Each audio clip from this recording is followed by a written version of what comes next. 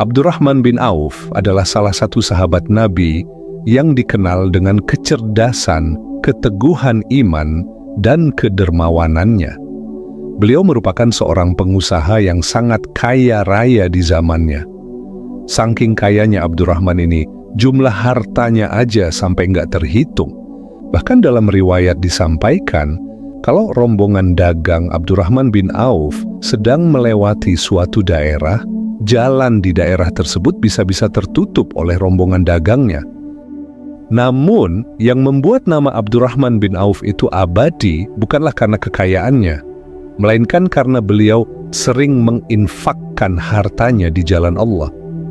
Kalau biasanya orang kaya itu dinilai dari berapa banyak penghasilan atau aset yang dia punya, kekayaan Abdurrahman bin Auf justru dinilai dari berapa besar harta yang telah beliau sedekahkan di jalan Allah.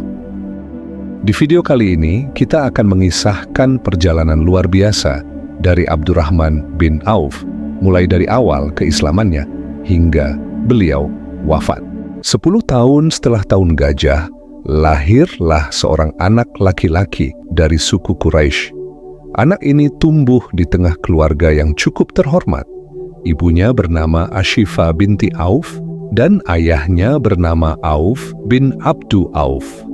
Sebelum memeluk Islam, nama asli anak ini adalah Abdul Amr bin Auf, nama yang cukup umum di zamannya. Tapi setelah dia mengenal Islam dan memutuskan untuk menjadi Muslim, Rasulullah SAW mengganti namanya menjadi Abdurrahman bin Auf, yang artinya seorang hamba Allah yang penuh dengan kasih sayang. Dari segi penampilan, Abdurrahman bin Auf juga punya ciri fisik yang cukup keren dan berwibawa. Beliau punya postur tubuh yang tinggi, bahunya lebar, dan dadanya bidang. Kulitnya putih bersih, wajahnya tampan, rambutnya lebat, bulu matanya tebal, dan hidungnya mancung. Kalau hidup di zaman sekarang, pasti beliau udah jadi pria yang paling diidamkan oleh wanita di seluruh dunia. Terus opa-opa Korea gimana? Ya, lewatlah, pakai ditanya. Sejak kecil, Abdurrahman bin Auf udah dididik dengan sifat-sifat mulia oleh ayahnya. Berkat didikan inilah, Abdurrahman pun tumbuh menjadi pemuda yang sangat sopan santun, berakhlak mulia, dan memiliki kecerdasan yang luar biasa. Abdurrahman juga tumbuh sebagai anak yang memiliki sifat toleransi yang tinggi. Beliau mampu menjaga dirinya dari hal-hal buruk yang dilakukan oleh sukunya. Meski hidup di tengah lingkungan Quraisy yang masih kental dengan budaya jahiliyahnya, Abdurrahman justru nggak pernah ikut-ikutan. Beliau nggak pernah menyembah berhala, nggak pernah mabuk-mabukan, apalagi berzina. Itu bukan Abdurrahman banget. Abdurrahman ini wataknya mirip banget dengan Abu Bakar dan Utsman bin Affan. Mereka udah duluan meninggalkan perbuatan jahiliyah itu bahkan sebelum Islam datang. Keren banget kan? Abdurrahman bin Auf bukanlah tipikal pemuda yang suka rebahan. Beliau adalah sosok pemuda yang gigih dalam mencapai tujuannya. Sejak muda, Abdurrahman udah disibukkan dengan kegiatan perdagangannya. Beliau selalu membawa barang dagangannya ke berbagai negeri untuk memperluas usahanya.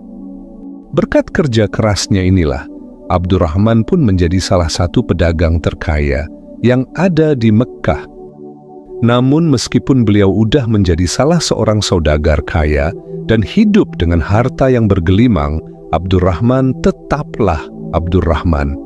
Beliau nggak pernah sombong, beliau tetap sopan kepada siapapun, dan selalu menunjukkan akhlaknya yang mulia. Jujur, cerdas, dermawan, bijak. Itulah ciri khasnya.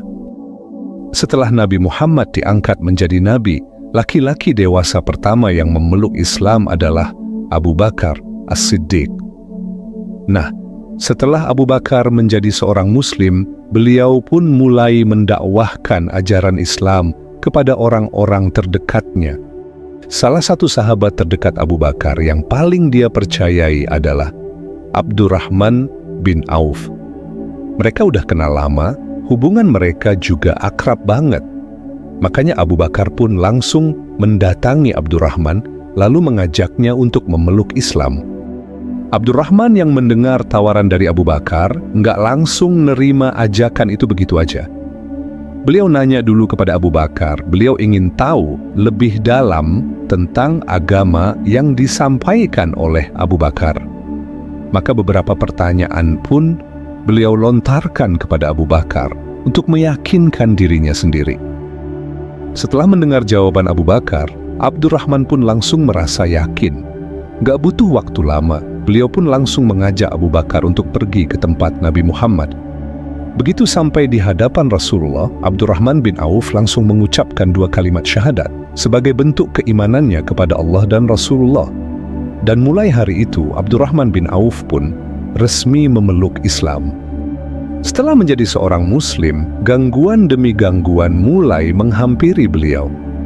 Abdurrahman bin Auf yang dulunya begitu disanjung dan dihormati oleh orang-orang Quraisy, kini seolah menjadi manusia yang paling hina di mata mereka. Beliau dicaci, dimaki, bahkan beliau juga sempat merasakan pahitnya disiksa oleh kaumnya sendiri. Akibat dari gangguan inilah Abdurrahman bin Auf pun diizinkan oleh Rasulullah untuk hijrah ke Habasyah.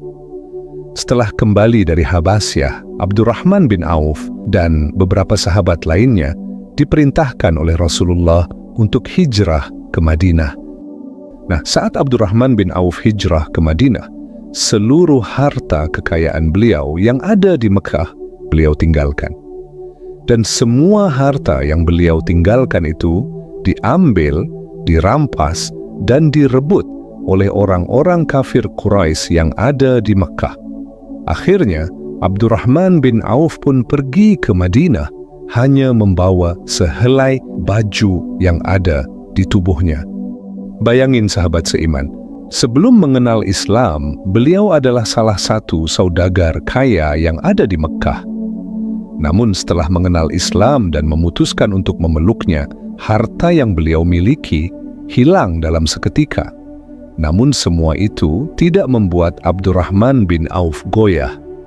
Beliau yakin bahwa Allah Subhanahu wa Ta'ala pasti akan mengembalikan seluruh harta yang beliau miliki. Dan ternyata apa yang diyakini oleh Abdurrahman bin Auf pun langsung dijawab oleh Allah Subhanahu wa Ta'ala. Saat beliau sudah berada di Madinah, Rasulullah SAW mempersaudarakan beliau dengan seorang sahabat yang bernama Sa'ad bin Rabi'. Sa'ad ini adalah seorang saudagar kaya yang berasal dari kaum Ansar. Setelah Rasulullah mempersaudarakan Sa'ad dan Abdurrahman bin Auf, Sa'ad pun langsung menunjukkan loyalitasnya kepada saudara barunya itu. Sa'ad bin Rabi' berkata, "Wahai saudaraku, aku adalah orang Madinah yang memiliki banyak harta. Karena itu, ambillah untukmu separuh dari hartaku ini. Aku juga memiliki 2 orang istri, maka perhatikanlah mana yang menarik bagimu, supaya aku ceraikan dan kamu menikahinya." Lihatlah sahabat seiman, betapa luar biasanya Sa'ad bin Rabi'. Beliau rela menyerahkan setengah hartanya, bahkan sampai rela menceraikan salah satu istrinya, asalkan Abdurrahman bin Auf bisa kembali hidup sejahtera. Tapi yang lebih kerennya lagi adalah jawabannya Abdurrahman bin Auf. Abdurrahman berkata, "Wahai saudaraku, semoga Allah memberkahi seluruh hartamu, keluargamu, dan juga rumahmu. Sebaiknya tunjukkan saja kepadaku di mana jalan menuju pasar." Jawaban ini benar-benar menunjukkan betapa elegannya seorang Abdurrahman bin Auf. Padahal waktu itu beliau udah nggak punya apa-apa. Tapi sekali lagi, Abdurrahman tetaplah Abdurrahman. Beliau lebih memilih untuk memulai usahanya dari nol daripada menerima tawaran dari Sa'ad bin Rabi'. Dan dari sinilah kisah Abdurrahman bin Auf sebagai pedagang tersukses di Madinah dimulai. Setelah mendengar permintaan Abdurrahman bin Auf, mereka pun langsung gerak berjalan menuju pasar Madinah. Begitu sampai di pasar, Abdurrahman melihat ada pedagang yang lagi jualan cangkul. Maka beliau pun langsung mendatangi pedagang itu, lalu berkata, "Wahai Abu Fulan, boleh nggak aku beli beberapa cangkulmu, tapi bayarnya besok setelah cangkul ini terjual?" Mendengar perkataan Abdurrahman, pedagang itu pun menjawab, "Oh, boleh saudaraku, silakan." Setelah diizinkan oleh si pedagang, Abdurrahman langsung mengambil cangkul-cangkul itu, lalu beliau bawa keliling pasar dan mulai menjualnya. Nah, sambil keliling pasar, Abdurrahman terus melihat lapak yang bisa beliau sewa, agar bisa beliau jadikan tempat untuk menjual barang dagangannya. Begitu ketemu satu lapak yang strategis, Abdurrahman langsung menjumpai pemiliknya, lalu bertanya tentang harga sewa lapak tersebut. Ternyata harga sewa tempat di pasar Madinah itu mahal banget. Dari sinilah Abdurrahman tahu kenapa sebagian pedagang yang ada di Madinah nggak punya tempat jualan. Mereka sering berpindah-pindah tempat karena nggak sanggup membayar harga sewa yang sangat mahal. Maka Abdurrahman pun mengurungkan niatnya dan nggak jadi menyewa lapak tersebut. Beliau terus mengelilingi pasar Madinah sambil mencari tempat yang layak. Tiba-tiba Abdurrahman bin Auf melihat ada tanah kosong yang terbengkalai di samping pasar tersebut. Abdurrahman pun langsung mengambil inisiatif.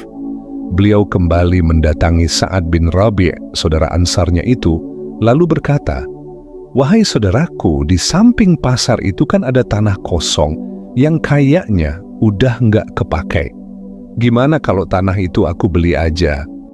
Nanti di tanah itu aku akan bangun kafling-kafling kecil untuk aku jadikan pasar baru di Madinah. Tapi bedanya, pedagang-pedagang muslim yang jualan di situ nggak perlu bayar sewa kayak di pasar utama. Cukup bagi hasil aja, seikhlas mereka. Kalau untung, ya alhamdulillah, berarti mereka harus bayar kepadaku. Kalau nggak untung, ya nggak apa-apa, mereka nggak usah bayar. Nah, dari sistem bagi hasil inilah nanti aku gunakan untuk membayar uangmu yang telah engkau keluarkan untuk membeli tanah ini." Mendengar apa yang disampaikan oleh Abdurrahman bin Auf, Sa'ad pun berkata, "Itu ide yang bagus, wahai saudaraku. Kamu nggak usah mikir soal bayar tanah itu. Ambil aja tanah itu untukmu, anggaplah ini hadiah dariku." Maka Sa'ad pun langsung membelikan tanah itu untuk Abdurrahman bin Auf. Setelah urusan tanah beres, Abdurrahman bin Auf pun mulai membangun kafling-kafling kecil untuk dijadikan pasar baru. Dan gak butuh waktu lama, kabar tentang pasar baru ini pun langsung tersebar di kota Madinah. Para pedagang yang selama ini gak sanggup sewa lapak di pasar utama, langsung pindah ke pasar baru milik Abdurrahman bin Auf. Dan orang-orang yang tadinya nggak punya modal besar untuk jualan, sekarang jadi punya kesempatan untuk memulai usahanya. Lambat laun, para pedagang di sana pun semakin hari semakin sukses. Dagangan mereka laku keras, keuntungan mereka pun terus bertambah. Nah, karena pedagang yang jualan di tempat Abdurrahman bin Auf semakin sukses, tentu beliau juga pasti merasakan hasilnya. Omset dagangan Abdurrahman pun semakin hari semakin meningkat. Dan mulai hari itu, Abdurrahman bin Auf kembali dikenal sebagai pedagang tersukses yang ada di Madinah. Yang jadi pertanyaannya sekarang, strategi dagang macam apa sih yang dipakai oleh Abdurrahman bin Auf sampai bisa membuatnya kembali bangkit dan kembali menjadi salah satu pedagang terkaya di Madinah? Penasaran? Yuk, langsung aja kita bahas 6 strategi dagang ala Abdurrahman bin Auf. Jadi ada 6 strategi yang digunakan oleh Abdurrahman bin Auf selama beliau menjalankan bisnisnya. Yang pertama, beliau nggak pernah mengambil keuntungan yang besar. Abdurrahman bin Auf lebih memilih untuk mengambil keuntungan yang kecil, asalkan barang dagangannya bisa terjual lebih banyak. Kalau istilah sekarang tuh bilangnya, biar cuannya tipis-tipis, yang penting barangnya laris manis. Strategi Abdurrahman bin Auf yang kedua adalah beliau menjual barangnya secara tunai, bukan secara kredit.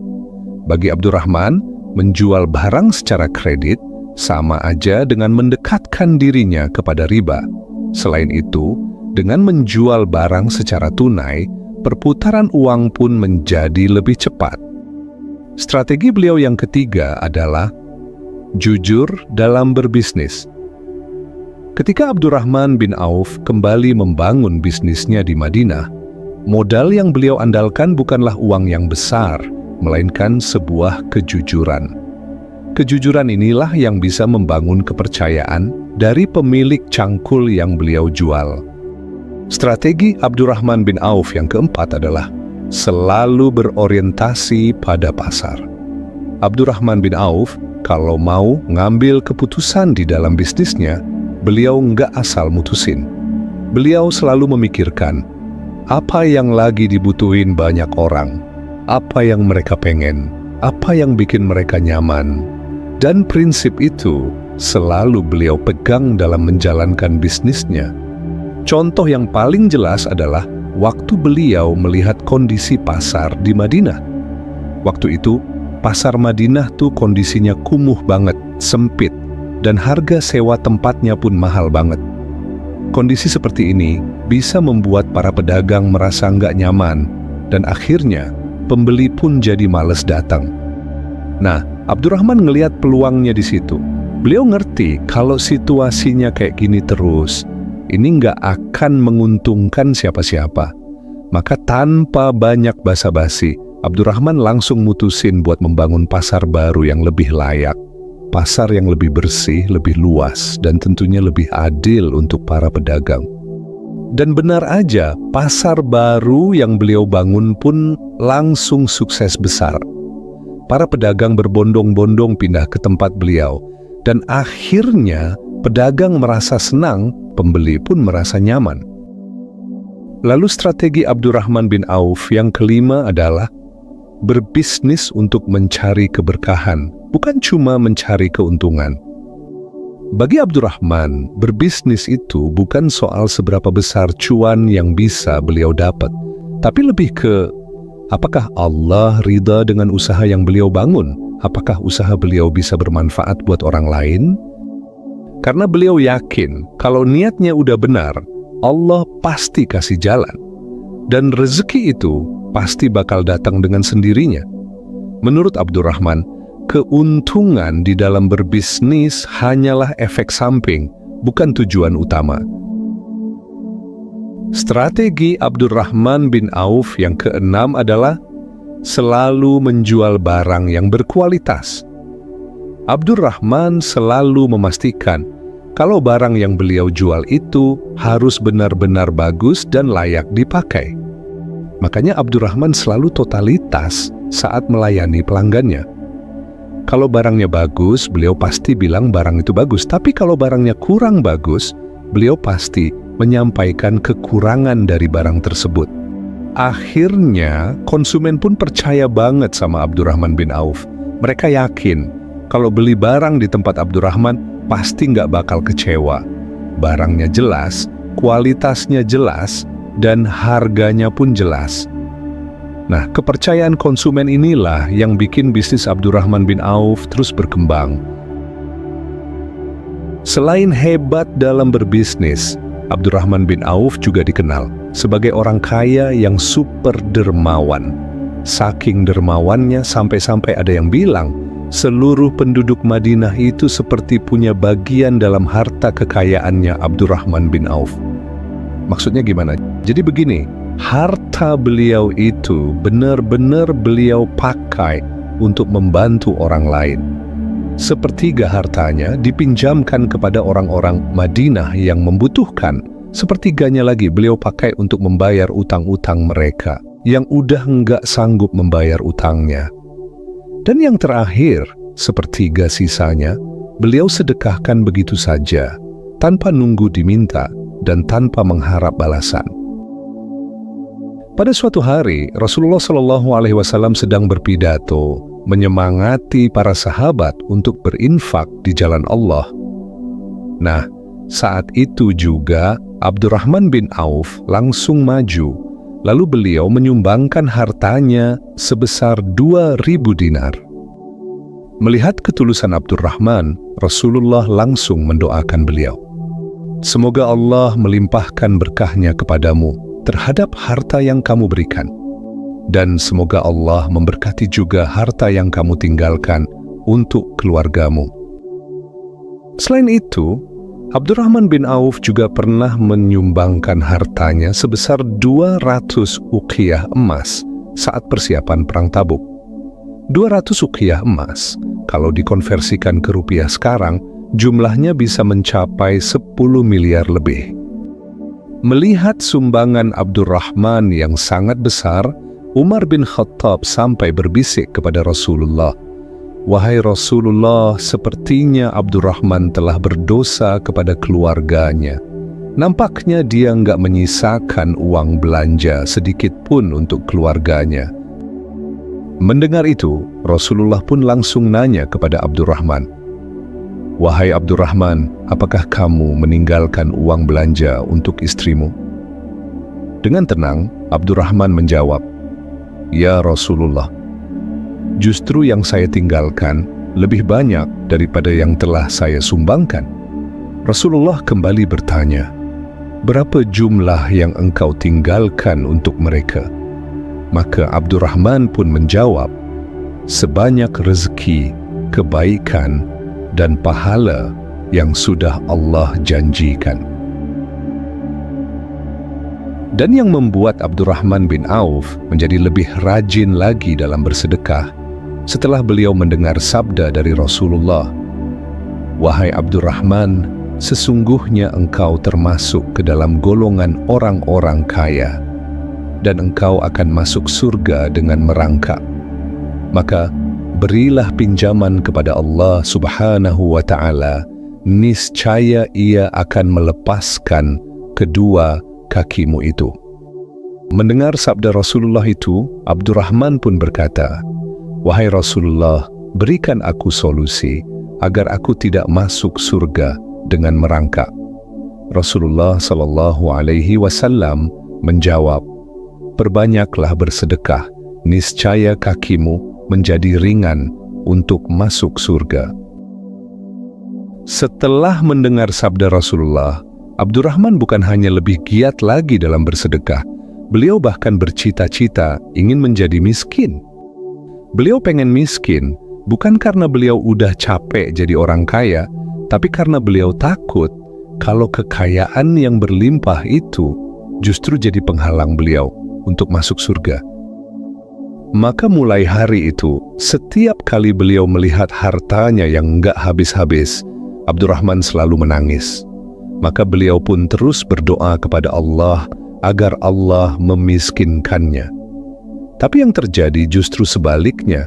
Setiap kali Abdurrahman membagi-bagikan hartanya kepada orang lain, hartanya bukannya habis, malah semakin bertambah. Hingga pada suatu hari, Abdurrahman bin Auf pun melakukan suatu perbuatan di luar nalar manusia. Ketika para sahabat pulang dari perang Tabuk, mereka melihat kurma yang ada di kebunnya, semuanya telah busuk. Kebun-kebun itu ditinggal dalam waktu yang lama dan gak ada yang merawatnya. Karena kurma-kurma ini udah busuk, pasti harga jualnya pun turun drastis, ya kan? Nah, saat Abdurrahman mendengar berita itu, beliau pun langsung menjual seluruh hartanya untuk membeli semua kurma busuk milik para sahabat. Dan yang lebih mencengangkan adalah Abdurrahman bin Auf membeli kurma-kurma itu dengan harga standar kurma yang bagus, bukan dengan harga kurma yang busuk. Abdurrahman sengaja melakukan ini agar beliau jatuh miskin. Tapi kalian tahu apa yang terjadi selanjutnya? Setelah Abdurrahman bin Auf membeli semua kurma busuk milik para sahabat, datanglah seorang utusan Raja Yaman yang sedang mencari kurma busuk. Kebetulan di negeri mereka sedang terkena wabah penyakit menular yang hanya bisa disembuhkan dengan kurma busuk. Setelah bertanya kepada beberapa orang di Madinah, utusan ini pun akhirnya tahu kalau kurma busuk udah dibeli semuanya oleh Abdurrahman bin Auf. Maka utusan ini pun pergi ke tempat Abdurrahman. Begitu sampai di tempat Abdurrahman bin Auf, utusan ini pun langsung menjelaskan maksud kedatangannya. Setelah menjelaskan maksud kedatangannya, utusan ini pun langsung menyerahkan uang yang ada di tangannya. Lalu ia memborong semua kurma busuk milik Abdurrahman bin Auf. Ternyata uang yang diserahkan oleh utusan Raja Yaman itu 10 kali lipat lebih banyak dari uang yang dikeluarkan oleh Abdurrahman bin Auf saat beliau membeli kurma busuk milik para sahabat. Nggak jadi miskin lagi Abdurrahman bin Auf, bahkan sekarang hartanya bertambah 10 kali lipat. Allah memang udah menakdirkan beliau menjadi seorang yang kaya raya karena keikhlasan hatinya saat bersedekah. Sedekah Abdurrahman bin Auf bukan yang udah kita bahas aja, masih banyak sedekah beliau yang lainnya yang belum kita bahas. Di antaranya, Abdurrahman bin Auf pernah menyerahkan semua hasil dagangannya yang diangkut oleh 700 ekor unta kepada penduduk Madinah.